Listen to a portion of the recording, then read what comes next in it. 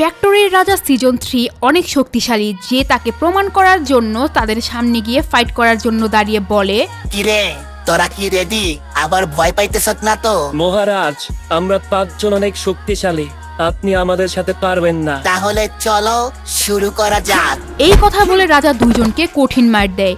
বাকি যারা এসেছিল তাদেরকেও কঠিন মার মারে। এক পর্যায়ে রাজা জিতে যায়। দেখো ফ্যাক্টরির বাসিন্দারা, দেখো আমি সবচেয়ে বেশি শক্তিশালী। মহারাজ জিন্দাবাদ, ফ্যাক্টরি মহারাজ সিজন 3 জিন্দাবাদ। এখন যাকে দেখছেন তার নাম সাদিয়া, এবং সে তার হাজবেন্ডের মৃত্যুর প্রতিশোধ নেওয়ার জন্য রাজার কাছে এসেছে। আর যে তার হাজবেন্ডকে মেরেছে তার নাম রাকিব, এবং তাকেও সাথে নিয়ে পিকের মহারাজ সাকুরার সামনে এসেছে। মহারাজ, আমার উপর অনেক অন্যায় হয়েছে।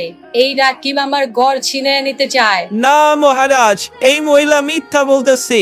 আসল কথা হচ্ছে ও আমাকে ফাঁসাইতে চাইতেছে। তাই বলে তুই ওর জামাইরে মাইরে ফেলাবি? মহারাজ, এই মহিলার কথা শুনবেন না। এই মহিলা তার জামাইয়ের সাথে ঝগড়া করে তার জামাইকে মেরে ফেলছে। এখন আমার উপর দোষ চাপায় দিতে চাইতেছে। কি উল্টা পাল্টা বলতেছ? আমি কেন আমার জামাইকে মারবো? কারণ তুই আর একটা ছেলের সাথে প্রেম করস। এই মহিলার ক্লোক তার একটা ছেলের সাথে সম্পর্ক। এই কথা যখন তার জামাই জানতে পারে তখন সে তার জামাইকে মেরে ফেলে।